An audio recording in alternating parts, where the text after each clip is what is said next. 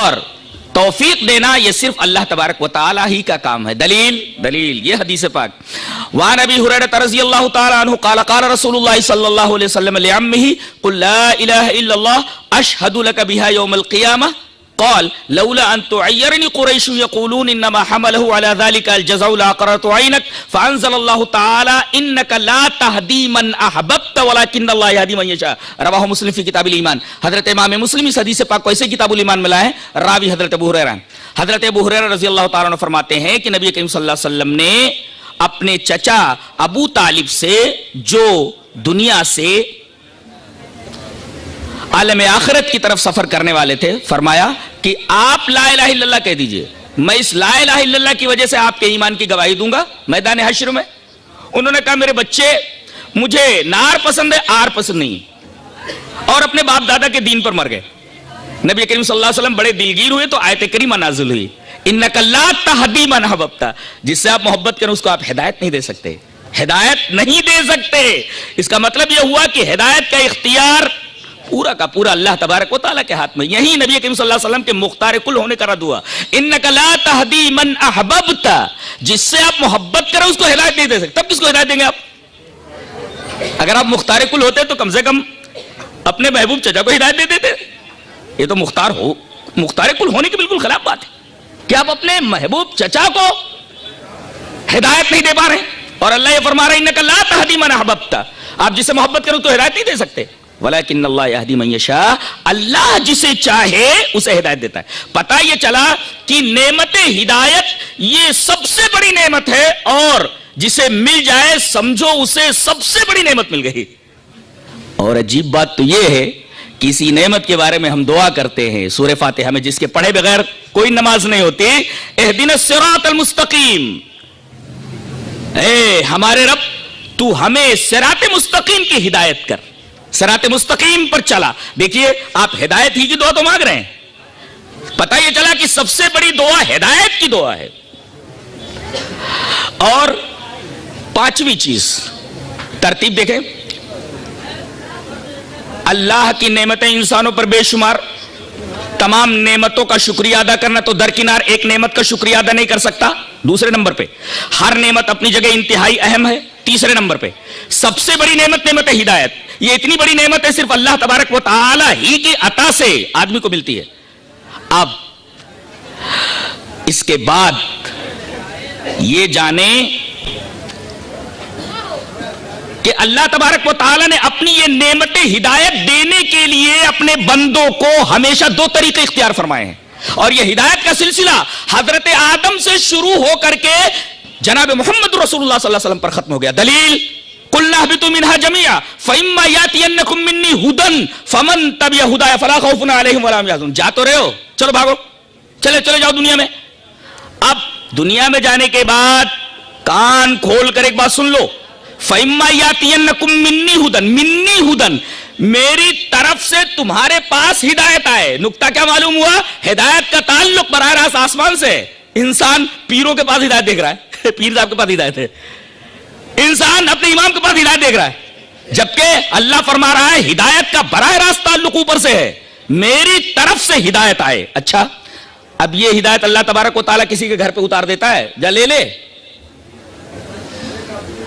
اللہ تبارک و تعالیٰ اس کے لیے ایک سلیکٹڈ پرسن, ایک منتخب, ایک مخلص شخص کو چنتا ہے اور اسی کے ذریعے اس نعمت ہدایت کو اپنے بندوں تک پہنچاتا ہے. ایک ترتیب ہے, اس ترتیب کو ذہن میں رکھیے, بہت علمی باتیں ہیں سب, تو ایک ترتیب یاد رکھیں. تو اللہ تبارک و تعالیٰ نے اپنی اس سب سے اہم نعمت کو اپنے بندوں کو دینے کے لیے دو ذرائع استعمال فرمائے. ایک کتاب, دوسرے رسول کی شخصیت. اور عجیب بات تو یہ ہے کہ یہ دونوں لازم و ملزوم ہیں. کتاب کو نبی سے, نبی کو کتاب سے الگ نہیں کیا جا سکتا. اگر نبی سے کتاب کو الگ کر دیا جائے تو کتاب اس کشتی کی سی ہے جس کا کوئی ملاح نہ ہو, اور اگر نبی کو کتاب سے جدا کر دیا جائے تو آدمی ملاحی کو خدا سمجھ بیٹھے گا, اسے ہی سب کچھ سمجھ بیٹھے گا. منزل پر پہنچنے کے بجائے منزل کے مسافر ہی کو خدا سمجھ بیٹھے گا. اس کا مطلب یہ کہ کتاب اور رسول دونوں لازم و ملزوم ہیں, ان دونوں کو ایک دوسرے سے جدا نہیں کیا جا سکتا. دلیل کے طور پر وہ حدیث لے لیں, دونوں کو ایک دوسرے سے جدا نہیں کیا جا سکتا. حدیث اس طرح وعن ابی ہریرہ رضی اللہ تعالی عنہ قال قال رسول اللہ صلی اللہ علیہ وسلم انی قد ترکت فیکم شیئین لن تضلوا بعدہما کتاب اللہ و سنتی ولن یتفرقا حتی یرد علی الحوض رواہ الحاکم فی المستدرک فی کتاب العلم. حضرت امام حاکم مستدرک علی الصحیحین کتاب العلم کے اندر یہ روایت لائے, مشہور روایت ہے. حضرت ابو ہریرہ فرماتے ہیں کہ جناب محمد رسول اللہ صلی اللہ علیہ وسلم نے ارشاد فرمایا میں نے تمہارے درمیان دو چیزیں چھوڑ دی ہیں, ان کے بعد تم کبھی گمراہ نہیں ہوگے, اللہ کی کتاب اور میری سنت. دیکھیں آپ, رسول اور کتاب کو ایک ساتھ کر دیا گیا اور فرمایا گیا وَلَن يَتَفَرَّقَا, یہ دونوں الگ ہو ہی نہیں سکتے یہاں تک کہ میرے پاس حوض کے اوپر آ جائے. تو کتاب اور نبی کی شخصیت یہ دونوں لازم و ملزوم ہیں, ایک کو دوسرے سے الگ نہیں کیا جا سکتا.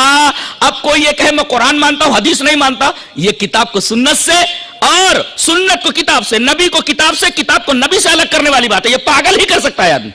یہ شخص اس کے دماغ کے سارے اسکرو ڈھیلے ہوتے ہیں وہی آدمی بولے گا کہ ایک صورت میں تو وہ ملاح کو ہی سب کچھ سمجھ بیٹھتا ہے, رہرو ہی کو خدا سمجھ بیٹھتا ہے, اور دوسری صورت میں وہ ایسی کشتی پر بیٹھا ہوا ہے جس کشتی کا کوئی ملاح نہیں ہے. اور ایسی حرکت صرف ایک پاگل ہی کر سکتا ہے.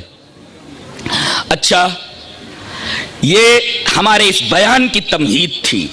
اب آگے ہم بڑھتے ہیں اور یہ بتاتے ہیں کہ جیسے جیسے قرآن, اب دونوں کو ایک دوسرے سے جب الگ نہیں کیا جا سکتا تو دونوں کی حفاظت ضروری ہے, دونوں کی حفاظت ضروری ہے. کتاب کی بھی حفاظت ضروری ہے اور کتاب کی شرح اس کی بھی حفاظت ضروری ہے. ایسا کیا کہ کتاب کی حفاظت ہو مگر شرح کی حفاظت نہ ہو, ورنہ آدمی کیا سے کیا سمجھ لے گا. میں ایک بات بولتا ہوں, ہر جگہ کا عرف الگ الگ ہوتا ہے. میری بات سمجھ رہے ہیں نا؟ ہاں, تھوڑا کتابیں بھی پڑھا کرو تاکہ بات کو آسانی سے سمجھا جا سکے. ہر جگہ کا ایک عرف ہوتا ہے. میں نے ایک کاغذ کے اوپر لکھا کیا بات ہے. کیا لکھا ہم نے؟ کیا بات ہے. کیا اور بات اور ہے, کتنے الفاظ ہیں؟ کیا بات ہے. اب میں آپ کے پاس بھیجتا ہوں وہ کاغذ کا ٹکڑا.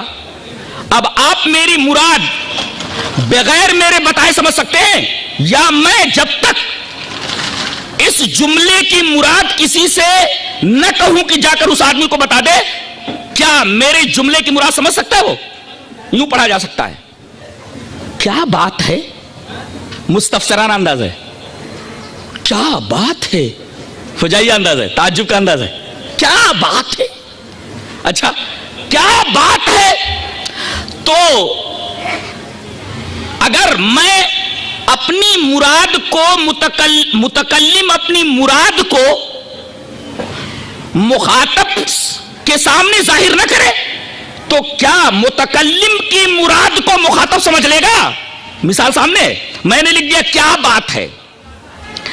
کسی شاعر نے بہت اچھا کہا ہے, کہتا ہے, ملونس بہت اچھا شعر ہے, کہتا ہے گر مصور صورت آ دل سے تا خواہت کشید لیک حیرانم کہ نازش را چسا خواہت کشید. ارے محبوب کی تصویر تو کاغذ پر بنائی جا سکتی ہے, لیکن اس کی ناز و ادا کو کیسے تصویر پر اتارو گے؟ اس لیے کہ ناز و ادا کیفیات سے متعلق ہے, اور کیفیات کو کاغذ کے اوپر, کرتاس کے صفحے کے اوپر نہیں اتارا جا سکتا, ممکن ہی نہیں ہے. کاغذ کے اوپر محبوب کی تصویر بنائی جا سکتی ہے, محبوب کی ادائیں نہیں ظاہر کی جا سکتی. اور شاعر نے بالکل صحیح کہا, گر مصور صورت آ دل سے تا خواہت کشید لیک حیرانم کہ نازش را چسا خواہت کشید. یہ تو مانتے ہیں کہ مصور محبوب کی تصویر کھینچ دے گا, لیکن میں حیران ہوں کہ محبوب کی اداؤں کو کیسے کاغذ کے اوپر اتارے گا. میں نے آپ کے پاس لکھ کر کے دے دیا کیا بات ہے. اب جب تک میں نہ سمجھاؤں کہ اس سے میں مراد لے رہا ہوں کیا بات ہے, میں تعجب مراد لے رہا ہوں, آپ سمجھ پائیں گے کہ میں کیا کہنا چاہتا ہوں, میری مراد کیا ہے. ایسے ہی اللہ تبارک و تعالیٰ کے کلام کی ایک مراد ہوتی ہے, جب تک اس مراد کو اللہ نہ سمجھائے بندہ لغت سے حل کر پائے گا کہ یہ مراد ہے. اور لغت بیچاری لولی لنگڑی. میں ایک مثال دیتا ہوں. انگریزوں کے زمانے میں ایک انگریز کلکٹر کے ہاں ایک میر منشی تھے بیچارے, علماء بھی دھیان دے الحمدللہ کہ ایک انگریز کلکٹر کے ہاں ایک میر منشی بطور اجیر بطور خادم ایک خدمت پر مامور تھے کچھ لکھنے اکھنے کے. اچھا انگریز کو اردو بڑی اچھی آتی تھی اور منشی جی سے بار بار یہ کہتا تھا تم انڈین ہو تمہاری زبان اردو ہے لیکن میں تم سے اچھی اردو جانتا ہوں. اب یہ خون کے گھونٹ پیتے رہتے کچھ جواب نہ دیتے. ملازمت کا سوال تھا, نوکری کا سوال تھا, کہیں پلٹ کر کے جواب دیتے تو نوکری ہاتھ سے نہ چلی جائے. ایک دن آیا اور میز پر مکہ مار کر کے بولا منشی جی میں تم سے اچھی اردو جانتا ہوں. منشی جی سے رہا نہیں گیا, وہ بھی تیش میں آ گئے, غضبناک ہو گئے. کہا کہ آپ اردو کی ابجد بھی نہیں جانتے. اردو کی ابجد نہیں جانتا ہوں, ثابت کیجئے, امتحان لے لیجئے. کہا کہ امتحان لوں تو بغلے جھانکنے لگو گے. بغلے جھانکنے تو بغلے جھانکنے لگے ہو. کلکٹر صاحب بغلے جھانکنے لگے تو منشی جی مسکرا پڑے. کہا کہ کیوں مسکرا رہے ہو؟ کہا بغلے کیوں جھانک رہے ہو؟ کہا کہ ابھی تم بولے نا امتحان لوں تو بغلے جھانکنے لگو گے. کہا کہ اس کا کیا مطلب؟ کہا لغت سے حل کر لو. اب وہ کھولتا ہے لغت, بغل دیکھ لیتا ہے تو بغل اس کو بولتے ہیں. کھولنا جھانکنا وہ سب دیکھتا ہے, جھانکنا ایسے ایسے دیکھنا. اب بغل کو لغت میں دیکھ لیتا ہے, جھانکنے کا معنی دیکھ لیتا ہے اور اس کے بعد آتا ہے کہتا ہے منشی جی میں نے سمجھ لیا اس جملے کا مطلب جو آپ نے کہا تھا. کہا کہ کیا مطلب ہے؟ کہا کہ بغل مانے بغل یہ اور جھانکنا کا مطلب یہ مطلب ہوتا ہے بغلے جھانکنے. منشی جی ہنسنے لگے. کہا کہ یہ عرف ہے, یہ ایک محاورہ ہے, عرف ہے. یہ بغلے جھانکنے کا وہ مطلب نہیں تم نے لغت سے حاصل کیا ہے. کہا بغلے جھانکنے کا مطلب بولے تحیر سے کنایا ہے. تحیر سے کنایا بولے اس کا مطلب اگر میں امتحان لوں تو تم حیرت میں پڑ جاؤ گے. گویا یہ جملہ تحیر سے کنایا ہے کہ اگر میں امتحان لوں تو تم بغلے جھانکنے لگو گے, یعنی حیرت زدہ ہو جاؤ گے. بتائیے وہ اتنی اردو جانتا تھا لیکن بغلے جھانکنا جو ایک عرف ہے اس کا مطلب نہیں سمجھ سکا. ارے جب ایک انسان کی بات کو ایک انسان نہیں سمجھ سکتا تو جو عرش پر مستوی ہے اس کے کلام کا مفہوم اور اس کی مراد بغیر بتائے انسان کیسے سمجھ سکتا ہے؟ اگر کوئی آدمی دعویٰ کرے اس کے دماغ کے سارے پیچ سارے اسکرو ڈھیلے ہیں, اسے بات کرنا ہی بیکار ہے. اس وجہ سے منکرین حدیث سے جلدی بات نہیں کرتا میں, پاگلوں سے بات کی جاتی ہے, سارے پیچ ڈھیلے ہوں ان سے بات کی جاتی ہے. رہا یہ مسئلہ کہ حفاظت نہیں ہوئی متن کی, ارے متن حدیث کی یعنی قرآن کی حفاظت ہو. لیکن میں بولتا ہوں کہ صرف ایک سوال کا جواب دے دو, اگر حدیث کو نہیں مانتے ہو تو بتاؤ کیا ثبوت ہے تمہارے پاس کہ قرآن اللہ کا کلام ہے؟ اب منکرین حدیث کیا بولیں گے کہ قرآن اللہ کا کلام ہے, ہم ثبوت میں قرآن پیش کریں گے. ارے یہ تو مقابلہ ہے, تحکم ہے, مقابلہ ہے. اس لیے کہ جو دعویٰ میں دلیل ہے, منطق کا ایک طالب علم جوتا اٹھا کر کے سر پہ مارے گا کہ جو دعویٰ میں دلیل ہے, جو دلیل میں دعویٰ ہے, جو پاگل پنا ہے یہ. بھائی آپ نے کیسے جانا کہ قرآن اللہ کا کلام ہے؟ بولے قرآن سے. ارے یہ جو دعویٰ میں دلیل ہے, دلیل الگ ہونی چاہیے دعوے سے, کوئی دوسری چیز لاؤ. جو دعویٰ میں دلیل ہے یعنی اگر حدیث کو نہ مانا جائے تو قرآن بھی مشکوک ہو جائے گا کہ اللہ کا کلام ہے بھی کہ نہیں ہے. ایک چیز ذہن میں رکھی جائے. اور دوسرے کہا یہ گیا کہ اس کی حفاظت نہیں ہوئی. ارے اللہ تبارک و تعالیٰ نے جس طریقے سے قرآن کی حفاظت فرمائی کہ جیسے جیسے قرآن اترتا گیا سینوں میں محفوظ ہوتا گیا, سفینوں میں محفوظ ہوتا گیا, لوگ اس کو یاد کرتے گئے اور اسے لکھتے گئے, ایسے ہی حدیثوں کو بھی یاد کرتے گئے اور حدیثوں کو بھی لکھتے گئے. جس طریقے سے قرآن حکیم کا مطلب سینوں اور سفینوں میں محفوظ ہوتا گیا, اسی طرح قرآن حدیث پاک نبی کریم صلی اللہ علیہ وسلم کی باتوں کو بھی لکھا جاتا رہا, یاد کرتا جاتا رہا. بطور دلیل حدیث یہ رہی. وان عبداللہ بن عمرو رضی اللہ تعالیٰ عنہ قال كنت اكتب كل شيء اسمعه اريد حفظه فنهتني قريش وقالوا اتكتب كل شيء تسمعه ورسول الله صلى الله عليه وسلم بشر يتكلم في الغضب والرضا فامسكت عن الكتاب فذكرت ذلك لرسول الله صلى الله عليه وسلم فأومى بإصبعه إلى فيه فقال اكتب فوالذي نفسي بيده ما يخرج منه الا حق. رواه ابو داؤد فی کتاب العلم. حضرت امام ابو داؤد اس حدیث پاک کو ایسے ہی ابو داؤد شریف کتاب العلم کے اندر لائے. راوی جیسا کہ معلوم ہوا حضرت عبداللہ ابن عمر ہیں. حضرت عبداللہ ابن عمر فرماتے ہیں کہ میں نبی کریم صلی اللہ علیہ وسلم کی ہر بات کو لکھ لیا کرتا تھا. کنت اکتب کل شیء اسمعه من رسول اللہ صلی اللہ علیہ وسلم. رسول اللہ صلی اللہ علیہ وسلم جو بات بولتے میں اسے لکھ لیا کرتا تھا. لکھنا ثابت ہوا, کتابت ثابت ہوئی. کائے بے لکھ لو اريد حفظہ, تاکہ میں رسول کی اس حدیث کو یاد کر لوں. یہ حدیث بتا رہی ہے کہ حدیث لکھی بھی جاتی تھی, حدیث حفظ بھی کی جاتی تھی. جو طریقہ حفاظت کا قرآن حکیم کا تھا وہی حفاظت کا طریقہ, جو طریقہ متن کا تھا وہی طریقہ حفاظت کا اس کی شرح کا بھی تھا. اعتراض کیا جاتا ہے کہ بھئی بعد میں چل کر کے بہت ساری موضوع اور من گھڑت اور ضعیف حدیثیں صحیح حدیثوں میں گھس گئی. اس کا بھی انتظام اللہ تبارک و تعالیٰ نے کر لیا. ایسے ایسے لوگوں کو تیار کیا. میں ایک مثال دیتا ہوں اور حیران کر دوں گا آپ کو اس مثال سے کہ ایک راوی کے پورے حالات زندگی کو چھان مارا گیا, اور اللہ تعالیٰ نے فرمایا تھا کہ کسی خبر کو ایکسپٹ کرنے سے پہلے اس کی تحقیق کر لو. اس کا مطلب یہ ہوا خبر اگر محقق ہو جائے تو مان لو. اس آیت کریمہ پر عمل کرتے ہوئے محدثین نے راویان حدیث کا پورا کچا چٹھا کھول ڈالا. میں ایک مثال دیتا ہوں, پہلے حدیث پڑھ لیتا ہوں.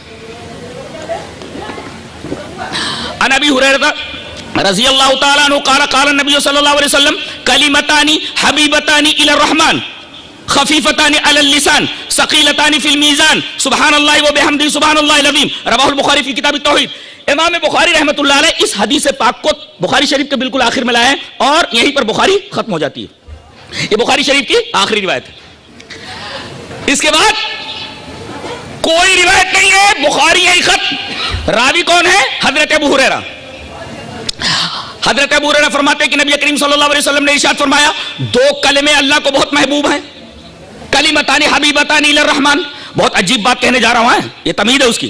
کلمتان حبیبتان الی الرحمن, دو کلمے اللہ کو بہت زیادہ محبوب ہیں. خفیفتان علی اللسان, زبان پر ادائیگی کے اعتبار سے بہت ہی ہلکے ہیں. ثقیلتان فی المیزان, ہلکے تو زبان پر ہم اگر میزان عمل پر بھاری ہیں, میزان پر رکھ دیا جائے تو میزان کے پلڑے نیچے چلے جائیں. وہ دونوں کلمے کون سے ہیں؟ سبحان اللہ و بحمدہ پہلا کلمہ, سبحان اللہ العظیم دوسرا کلمہ. برابر. اب میں نے یہ حدیث پیش کی. اب آپ لوگ سن رہے ہیں. میں نے کہاں سے کہا؟ ان ابی ہریرہ رضی اللہ تعالی عنہ قال قال النبی صلی اللہ علیہ وسلم. ابو ہریرہ فرماتے ہیں کہ رسول اللہ صلی اللہ علیہ وسلم نے ارشاد فرمایا کہ دو کلمے اللہ کو محبوب ہے, زبان پر ہلکے ہیں, میزان عمل پر بھاری ہے. سبحان اللہ و بحمدہ سبحان اللہ العظیم. اب کوئی یہ پوچھے منکر حدیث, آپ نے ابو ہریرہ کو دیکھا ہے؟ آپ نے ابو ہریرہ کو دیکھا ہے جو یہاں سے بیان کر رہے ہو؟ میں بولوں گا ابو ہریرہ کو تو دیکھا نہیں ہے, لیکن مجھ سے لے کر کے نبی کریم صلی اللہ علیہ وسلم تک جتنے لوگ ہیں پوری سند میرے سامنے, اس لیے کہ یہ حدیث بخاری شریف میں ہے, اور میں نے یعنی جلال الدین قاسمی نے بخاری شریف پڑھی اپنے استاد مولانا سعید احمد پالنپوری سے. مولانا سعید احمد پالنپوری نے بخاری شریف پڑھی اپنے استاد فخر الدین مراد آبادی سے. فخر الدین مراد آبادی نے بخاری شریف پڑھی اپنے استاد محمود الحسن دیوبندی سے.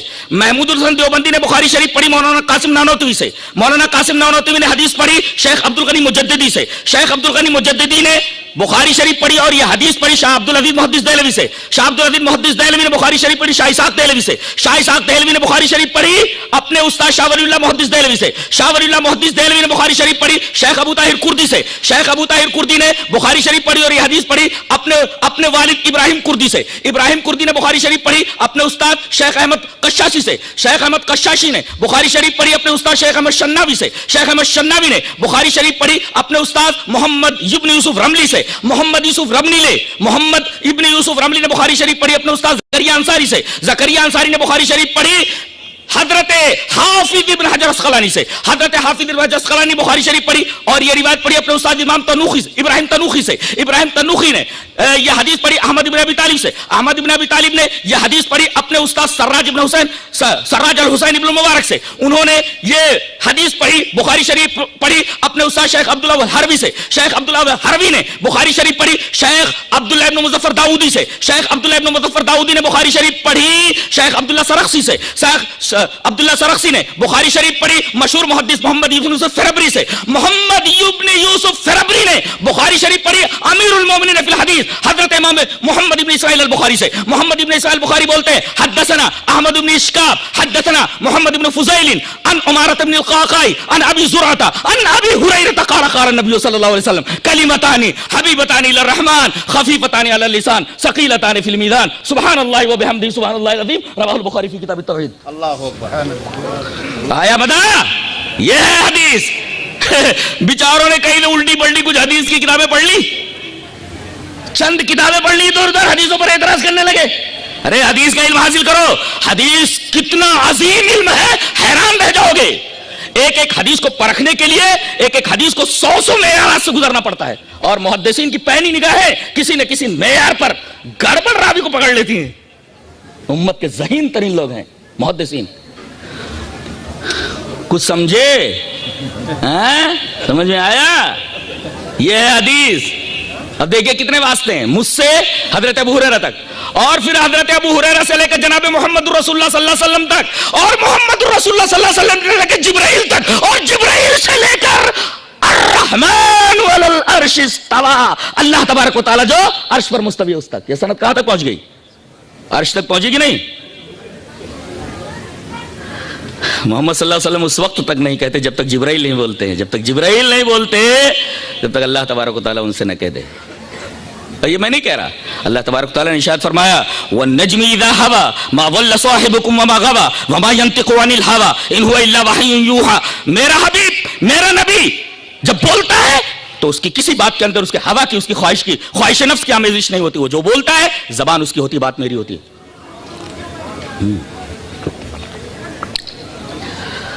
یہاں تک اگر بات سمجھ میں آ گئی ہو تو آئیے چلیے حدیث کی عظمت پر چند سوالات کر لیتے ہیں. ایک سوال یہ کیا جاتا ہے کہ بعض حدیثیں عقل کے خلاف ہیں. اب وہ عقل کی میزان پر تل جائے, پوری اتر جائے تو ہم مانیں گے. میں تو کہتا ہوں قرآن کی بھی بعض باتیں عقل کے خلاف ہیں, تو آپ نہیں مانو گے؟ میں کہتا ہوں آگ کا کام کیا ہے؟ عقل کیا بولتی ہے؟ جلانا نا, کہ ٹھنڈی ہو جانا. لیکن اللہ فرماتا ہے کہ حضرت ابراہیم علیہ السلام کو جو آگ میں ڈالا گیا تو ٹھنڈی ہو گئی, خلاف عقل ہے یہ, نہ مانو. ادھر حضرت ابراہیم علیہ السلام کو آگ میں ڈالا گیا, ادھر حکم ہوا قلنا یا نار کونی بردم وسلاما علی ابراہیم. یہ تو آگ کے مزاج کے خلاف ہے. آگ کا مزاج جلا دینا, لیکن یہ ٹھنڈی ہو گئی, عقل نہیں مانتی. حضرت سلیمان علیہ السلام نے کہا کون ہے جو ملکہ سبا کا تخت جلدی سے جلدی لے آئے؟ ایک عفریت اٹھا جنوں میں سے, قال عفریت من الجن انا آتیک بہ قبل ان تقوم من مقامک, دربار برخاست ہونے سے پہلے میں لے آؤں گا. ایک علم والا کھڑا ہوا, قال الذی عنده علم من الکتاب انا آتیک بہ قبل ان یرتد الیک طرفک. پلک جھپکتے ہی 1500 کلومیٹر کے فاصلے سے وہ چیز. بتائیے میٹر اٹھ کر کے 1500 کلومیٹر کے فاصلے, اب تک سائنس وہاں نہیں پہنچی ہے. مانیں گے آپ؟ بھائی تصویریں تو آ جا رہی ہیں, لیکن 1500 کلومیٹر کے فاصلے سے تقریباً کوئی مادی چیز اٹھ کر کے سامنے آ جائے, سائنس وہاں تک پہنچی ہے؟ قطعاً نہیں. یہ بھی عقل میں نہ آنے والی بات ہے. تو بہت ساری باتیں ایسی ہیں جو عقل میں نہیں آتی, اور صحابہ کرام نے اسے مانا. میں کہتا ہوں کہ کون سی عقل استعمال کریں گے آپ اپنی عقل استعمال کریں گے, یا محدثین کی عقل استعمال کریں گے, یا فلاسفہ کی عقل استعمال کریں گے, یا منطقیین کی عقل استعمال کریں گے, سیاستدانوں کی عقل استعمال کریں گے, تاجروں کی عقل استعمال؟ کون سی عقل معیار ہے بھائی؟ حدیث کی صحت کے لیے معیار کون سی عقل ہے؟ عقلیں تو مختلف ہیں. کون سی عقل معیار ہے؟ پہلے وہ عقل لاؤ جس کو تم معیار سمجھتے ہو, اس کے بعد بحث جاری ہوگی, اس کے بعد بحث ہوگی. تو جہاں تک عقل کا معاملہ ہے, اسی وجہ سے نبی کریم صلی اللہ علیہ وسلم نے پہلے ہی فرما دیا تھا کہ کچھ بات ایسے آئیں گے بد دماغ لوگ جو کہیں گے جو باتیں ہماری عقل پر پوری نہیں اترتی ہم نہیں مانتے. نبی کریم صلی اللہ علیہ وسلم نے اپنے داماد محترم کی روایت سے وہ بات ہم تک پہنچا دی. حدیث اس طرح, وعن علی رضی اللہ تعالی عنہ قال لو كان الدين بالرأي لكان اسفل الخف اولى بالمسح من اعلى وقد رايت رسول الله صلی اللہ علیہ وسلم يمسح على ظاهر خفيه رواه ابو داؤد في کتاب الطهارة. حضرت امام ابی داؤد اس حدیث پاک کو ایسے کتاب الطہارہ کے اندر ہے. راوی نبی کریم صلی اللہ علیہ وسلم کے داماد محترم حضرت علی رضی اللہ تعالیٰ عنہ. حضرت علی فرماتے ہیں کہ اگر دین کی بنیاد عقل کے اوپر ہوتی تو موزے پر مسا اوپر سے نہیں بلکہ نیچے سے ہوتا, اس لیے کہ عقل کہتی ہے کہ گندگی جہاں لگے. اچھا, منکرین حدیث سے یہ پوچھے وضو کے قائل ہو, نماز پڑھتے ہو؟ بولے نماز پڑھتے. اچھا, وضو کرتے ہو؟ وضو کرتے ہو؟ بولے ہاں. تو وضو کرنے کے بعد نماز ہو جائے گی؟ بولے ہاں ہو جائے گی. لیکن وضو ہی خلاف عقل ہے, ٹوٹتا کہیں دھلوایا کہیں جاتا ہے, خلاف عقل ہے. اس کا مطلب یہ ہے کہ آپ نماز بھی نہ پڑھیں, یہ بھی خلاف عقل, وضو خلاف عقل ہے. اور عقل نہیں لڑائی جاتی. صحابہ کرام رضوان اللہ تعالی علیہم اجمعین کا طریقہ یہ تھا کہ عقلیں نہیں لڑاتے تھے. اس سلسلے میں آپ کے سامنے 2 حدیثیں پیش کرتا ہوں. پیش کروں حدیث ایک حضرت معاذہ سے. حدیث اس طرح, وَأَمْ مُعَاذَةَ قَالَتْ سألت عائشة رضی اللہ تعالی عنہ فقلت ما بال الحائض تقضي الصوم ولا تقضي الصلاة قالت أنت حرورية قلت لست بحرورية ولكني أسأل قالت كان يصيبنا ذلك فنؤمر بقضاء الصوم ولا نؤمر بقضاء الصلاة. رواہ مسلم کی کتاب الحیض. حضرت امام مسلم رحمہ اللہ اس حدیث پاک کو اسے کتاب الحیض کے اندر لائے. مسلم کتاب الحیض میں روایت موجود ہے حضرت معاذہ سے. حضرت معاذہ آتی ہیں اور کہتی ہیں ام المومنین عائشہ رضی اللہ تعالیٰ سے ایک سوال کرنا ہے. کہا کہ پوچھو. کہا کہ سوال یہ کرنا ہے کہ عورت جب رمضان کے روزے رکھ رہی ہو اور وہ ماہواری میں چلی جائے تو جو روزے چھوٹ جائیں رمضان کے بعد اس کی قضا ضروری ہے, قضا کروائی جاتی. لیکن اس پیریڈ کے اندر اگر نمازیں چھوٹ جائیں تو بظاہر عقل یہ کہتی ہے کہ بھئی چلو 7 روزے چھوٹے. اس حالت میں رمضان کے بعد 7 روزے معلوم ہے چھوٹ گئے, قضا کر لے. اب کسی کو اگر مینسیز تقریباً 3 دن آتی ہے تو 3 دن 5 دن 15 وقت کی نمازیں معلوم ہے, اس کی قضا کا حکم کیوں نہیں دیا گیا؟ وہ پوچھتی ہیں. سمجھ میں بات نہیں آ رہی ہے؟ کہہ رہی ہیں کہ حائضہ کو نبی کریم صلی اللہ علیہ وسلم روزوں کی قضا کا حکم کیوں دیتے تھے؟ ایسا کیوں ہے کہ حائضہ روزوں کی قضا کرے, نماز کی قضا نہ کرے؟ عقل یہ کہتی ہے کہ روزہ یہ مفضول ہے اور نماز افضل ہے, تو افضل کی قضا نہیں کروائی جاتی, مفضول کی قضا کروائی جاتی ہے. یہ بھی عقل کے خلاف ہے. عقل کے خلاف ہے یہ. نماز بڑی ہے روزے سے, تو جو چھوٹا ہے اس کی قضا کروائی جاتی ہے, جو بڑا ہے اس کی قضا نہیں کروائی جاتی. تو حضرت عائشہ رضی اللہ تعالی نے پوچھا انت حروری ہے کیا؟ تیرا تعلق خارجیت سے کیا؟ ہر بات کو عقل کے پیمانے پر تولنا اور کج فکر ہونا, اس طریقے کے سوالات. ہر حکم کی لم جاننا, ہر حکم کی علت جاننا, اس لیے کہ احکام علت پر منحصر نہیں ہے. جنہوں نے شریعت کا گہرا مطالعہ کیا وہ اچھی طرح جانتے ہیں. اب یہ لم پوچھ رہی ہیں کہ ایسا کیوں ہے. حضرت عائشہ رضی اللہ تعالیٰ نے پوچھا انت حروری ہے کیا؟ تو حروری ہے؟ قلت لست بحروریہ, میں حروریہ نہیں, ولیکن اصل ایک سوال ہے پوچھ رہی ہوں بس, ولیکن اصل پوچھ رہی ہوں. حضرت عائشہ رضی اللہ تعالیٰ عنہ نے بڑا پیارا جواب دیا, آب ذری سے لکھے جانے کے لائق ہے. فرمایا تیرے سوال کا جواب یہ, کان یصیبنا ذلک, عورتوں کو یہ حالت درپیش ہوتی تھی, فنؤمر بقضاء الصوم ولا نؤمر بقضاء الصلاة, ہم کو حکم دیا جاتا تھا کہ روزے قضا کریں اور ہم کو حکم نہیں دیا جاتا تھا نمازوں کی قضا کا. دیکھیے آپ بالکل یہ ڈیپینڈ ہو گئی اور مسئلہ بتا دیا کہ نبی کی بات اس سلسلے میں حرف آخر ہے. وہی بات حضرت علی رضی اللہ تعالیٰ عنہ فرما رہے ہیں کہ بظاہر عقل یہ کہتی ہے کہ موضوع پر مسا نیچے سے ہونا چاہیے, تلوے سے, اور میں نے یہ دیکھا کہ نبی کریم صلی اللہ علیہ وسلم موضوع کو اوپر سے مسا کر رہے ہیں. وقت رأیت رسول اللہ صلی اللہ علیہ وسلم یمسح علی ظاہر خفیہ, یہ بھی خلاف عقل ہے. چلیے ایک حدیث اور پڑھتے ہیں. حدیث اس طرح, وعن زید بن اسلم عن ابیہ قال سمعت عمر بن الخطاب رضی اللہ تعالی عنہ یقول فیما الرملان اليوم والکشف عن المناکب وقد اتا اصل میں وطا تھا, ثبت و ارسا, یہ واو الف سے بدل گیا حمزہ سے. تو حدیث اس طرح, وعن زید بن اسلم عن ابیہ قال سمعت عمر بن الخطاب رضی اللہ تعالی عنہ یقول فیما الرملان اليوم والکشف عن المناکب وقد اطأ اللہ الاسلام ونفى الكفر واہلہ مع ذلك لا ندع شيئا كنا نفعله على عهد رسول اللہ صلی اللہ علیہ وسلم رواہ ابو داؤد فی کتاب المناسک. حضرت امام ابی داؤد اس حدیث پاک کو ایسے کتاب المناسک کے اندر راوی حضرت زید بن اسلم ہے. وہ اپنے باپ سے روایت کرتے ہیں کہ انہوں نے سنا حضرت عمر بن خطاب رضی اللہ تعالیٰ عنہ کو یہ فرماتے کہ آج رمل کی ضرورت کیا ہے. رمل سمجھتے ہیں کہ جب آدمی حج کرنے کے لیے عمرہ کرنے کے لیے جاتا ہے تو جب طواف کرتا ہے تو پہلے 3 چکروں کے اندر فرسٹ جو 3 اشواط ہیں اس کے اندر ذرا سینہ نکال کر کے اور ذرا کندھے وندے تھوڑا اکڑ کر کے تھوڑا چلتا ہے رمل. تو کہہ رہے کہ یہ تو ایک علت کی بنا پر تھا. مدینہ سے جب صحابہ کرام آئے تو ان کے کانوں میں یہ بات پڑی کہ مکہ والے کہہ رہے ہیں کہ دیکھو مدینہ چلے گئے, وہاں کی آب و ہوا راس نہیں ہے, کمزور ہو گئے, دیکھو کیسے مرگلے دکھ رہے. تو نبی کریم صلی اللہ علیہ وسلم فرمایا ذرا سینہ نکال کر کے چلو, ذرا دکھاؤ ان کو تھوڑا سا. اب ظاہر ہے کہ وہ علت ختم ہو گئی فتح مکہ کے بعد, لیکن اس کے بعد بھی آج رمل کیا جاتا ہے. وہی پوچھ رہے فیمر رملان والیوم, آج رمل کی ضرورت کیا ہے؟ والکشف عن المناکب, یہ کندھوں کا کھولنا, کندھے کھول کر کے رمل کرنا, اس کی ضرورت کیا رہ گئی ہے اب؟ لیکن باوجود اس کے دیکھو کہہ رہے ہیں ضرورت نہیں رہ گئی, علت موجود نہیں ہے, اس کے باوجود بھی ہم کرتے رہیں گے ہر وہ چیز جو ہم نبی کے زمانے میں کرتے رہے, ہم اس کو چھوڑنے والے نہیں. مع ذلك لا ندع شيئا كنا نفعله على عهد رسول اللہ صلی اللہ علیہ وسلم. علت ختم ہو گئی مگر اس کے باوجود عقل یہ کہتے ہیں علت ختم ہو گئی تو معلول ختم ہو گیا, ضرورت نہیں اس کی, اس لیے کہ علت موجود نہیں ہے, معلول کی ضرورت نہیں ہے. لیکن حضرت عمر رضی اللہ تعالیٰ نے فرما رہے اس کے باوجود بھی ہم مانتے ہیں ہم کہ نبی کریم صلی اللہ علیہ وسلم نے جو بات فرمائی اس کو ہم کبھی چھوڑنے والے نہیں ہیں. حضرت علی کی روایت آپ نے دیکھی, ٹائم ہو گیا شیخ, چل. نبی کریم صلی اللہ علیہ وسلم جو کام کیا کرتے تھے ہم اس کو چھوڑنے والے کسی صورت میں نہیں ہیں. یہ آپ دیکھ رہے ہیں. تو یہ تو عقل کا معاملہ تھا.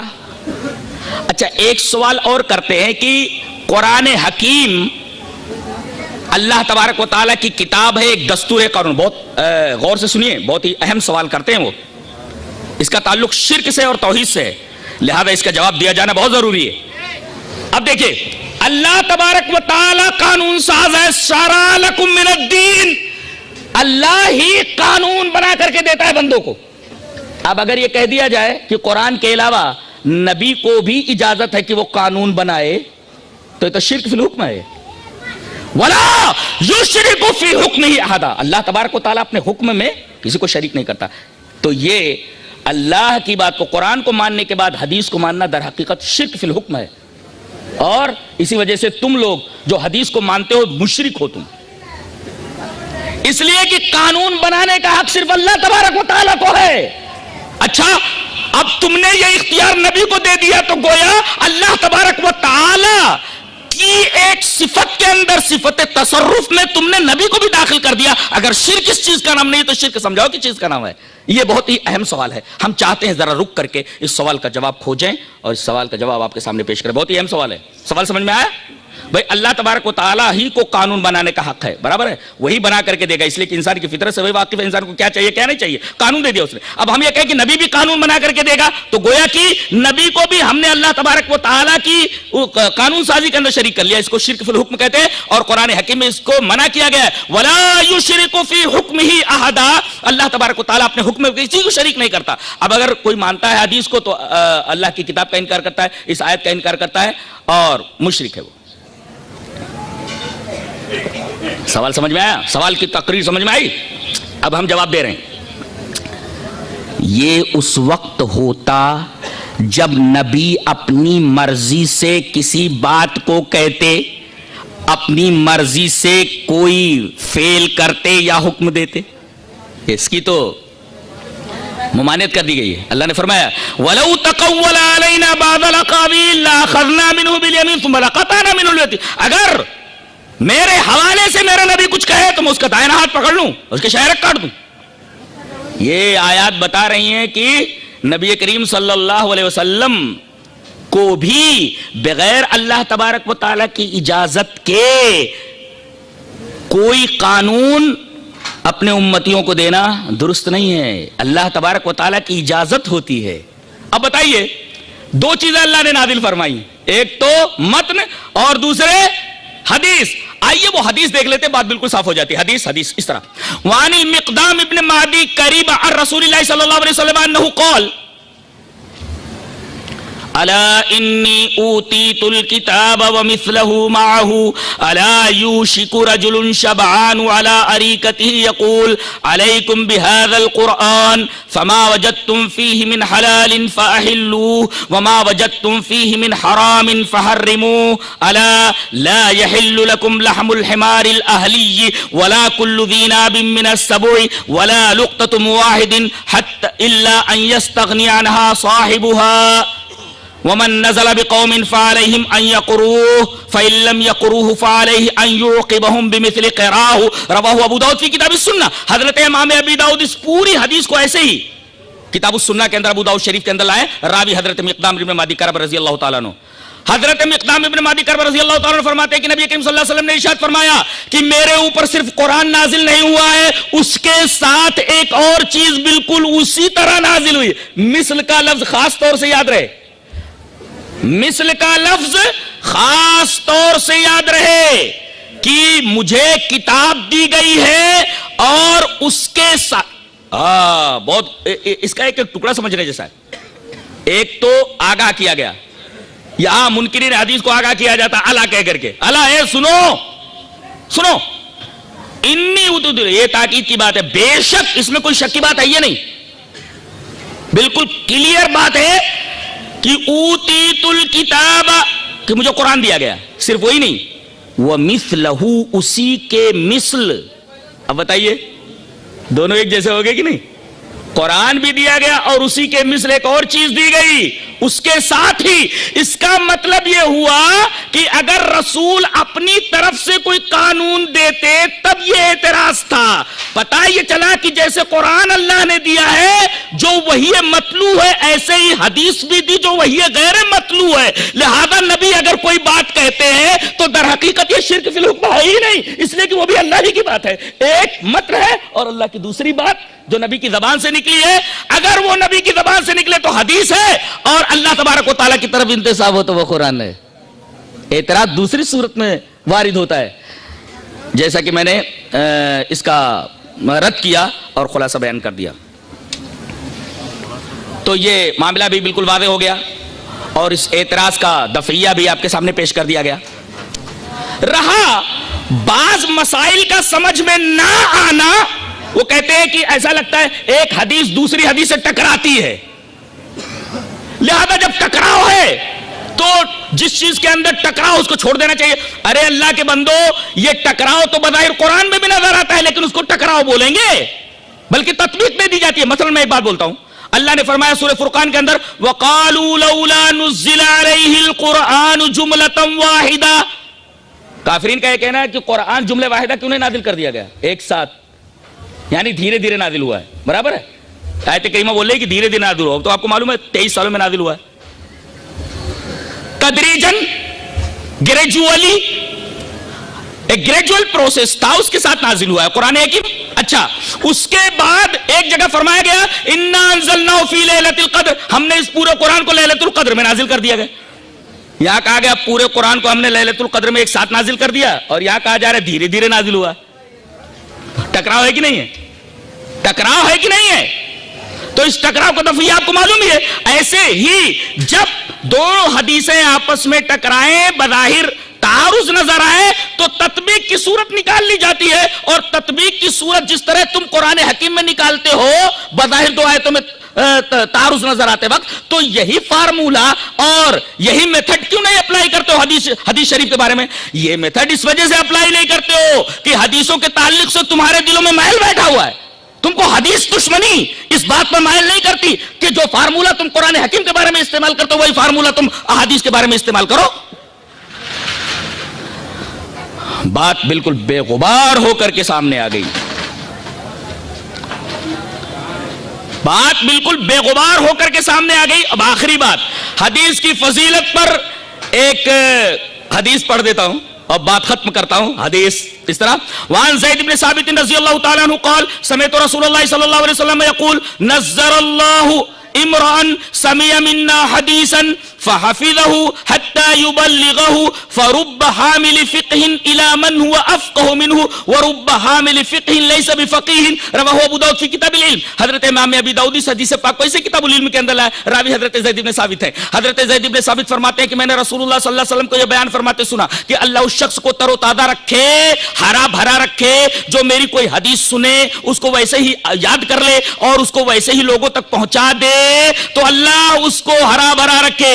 اللہ کے رسول صلی اللہ علیہ وسلم نے حدیث یاد کرنے کے بارے میں حدیث یاد کرنے والوں کے تعلق سے خوشخبری سنائی ہے. اگر حدیث کی کوئی اہمیت نہ ہوتی تو نبی کریم صلی اللہ علیہ وسلم اس کے بارے میں ایسی دعا نہ کرتے. اللہ تبارک و تعالی ہماری عقلوں کو کھول دے اور ہمیں توفیق دے کہ جس طریقے سے ہم قرآن حکیم کے بارے میں یہ یقین رکھتے ہیں کہ اللہ تبارک و تعالیٰ کا کلام ہے, ہم یہ سمجھیں کہ جس طریقے سے قرآن اللہ کا کلام ہے, اللہ تبارک و تعالیٰ نے اپنے رسول کے ذریعے اپنے کلام کی تشریح کروائی ہے, اسی کا نام حدیث ہے. اللہ ہمیں نیک عمل اور اچھی سمجھ کی توفیق عطا فرمائے. وآخر دعوانا ان الحمد للہ رب العالمین.